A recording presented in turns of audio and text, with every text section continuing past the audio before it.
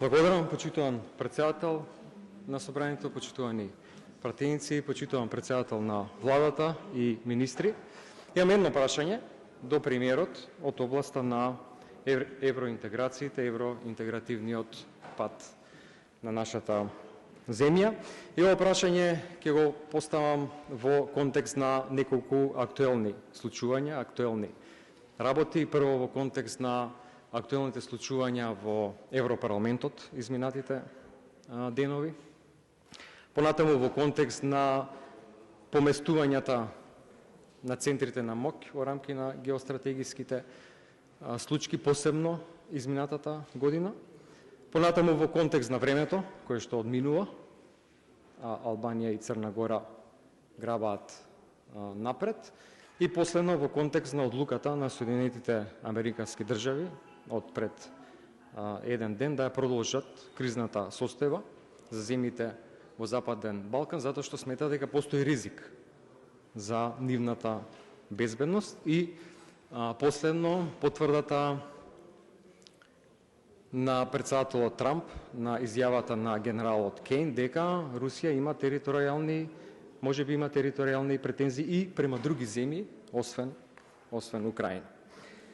Точно е дека многу сме направиле за Европската Унија, многу жртви сме дале, не ни било на седено дали таа испорачала, не, потврдила, многу пати не разочарала и не блокирала од различни аспекти. Меѓутоа сметам дека во овој временски период кога е очигледно дека и Албанија и Црна Гора одат напред, некои работи, а во контекст на геостратешките случаи се сменети и во делот на Европската Унија.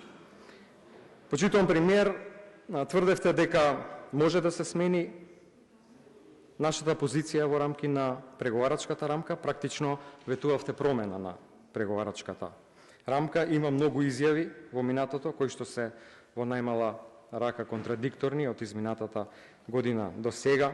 Прво дека е можна промена на преговарачката рамка, ќе бараме решение со новата влада во Бугарија во јуни 24-та.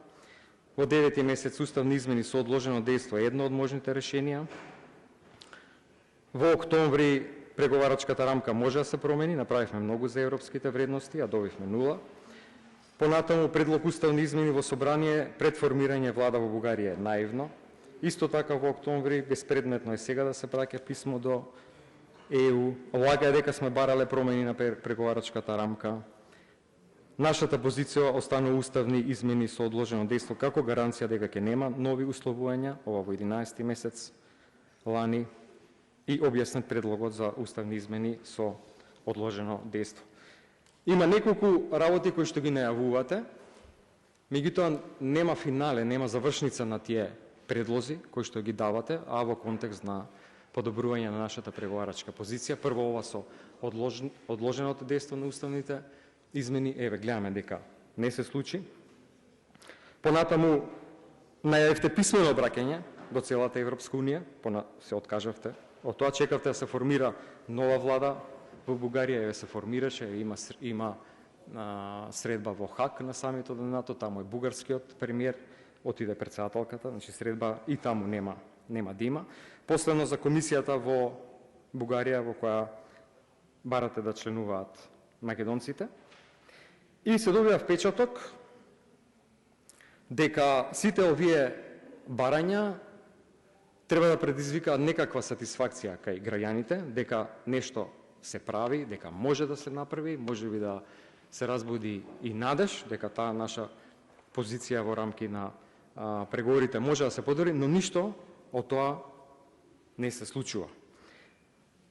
Во 2022 година ВМРО ДПМН одби заедничка работа со СДСМ за работните групи во францускиот предлог и постои впечаток дека различни групации, различни политички партии, различни групи на граѓани, секако заинтересирани во огромен процент да нашата земја просперира на европскиот пат, различно го толкуваат и францускиот предлог, целокупниот пакет на документи и преговарачката рамка.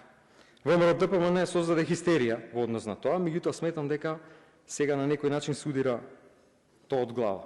Ако внесеме 3 нови етнички заедници во Уставот, сметам дека ништо не губиме. Дека може само нашата позиција да зајакне со тоа што ќе ги отвориме поглавијата. Понатаму, Историската комисија јасно и недвосмислено стои дека не е услов за напредокот на земјата, ниту може да влијае некако негативно на тој процес на преговори. Впрочем, со отворени поглавја и внатре во европските институции, сметам дека нашата позиција е многу посилна. Се поставува прашањето дали е загрозен јазикот, идентитетот, и ќе цитирам неколку документи кои што се дел и од францускиот предлог, и од документи од Европската унија, и заклучоци донесени тука во собранието во 2022 година.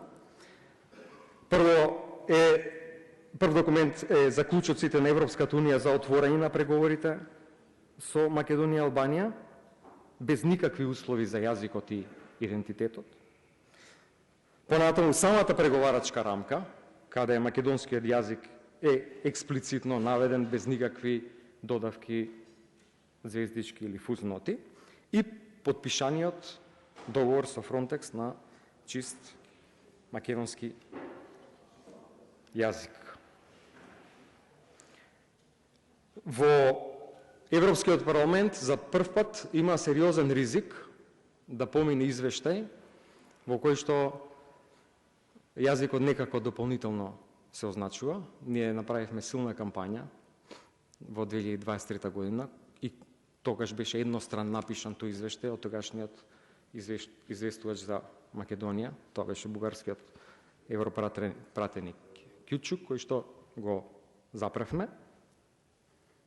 Се поставува прашањето дали во оваа ситуација, кога се поочигледно е, и не сме се соочиле до сега со таква ситуација, дека сите пратенички групации од сите партии можно е да застанат за еден таков амандман, дали не ни треба нас, натрешна организација и обединување по тоа прашање, за да прво утврдиме како и што и со што можеме утре да се соочиме на гласањето на пленарната седница, поради тоа што таква додавка пред македонскиот јазик и нација оди спротивно на заклучоците кои што ова собрание ги донело, а тоа е дека во ниту еден контекст, во ниту еден момент, ниту за јазикот, ниту за културните, ниту за историските одредници, никој нема право да преговара.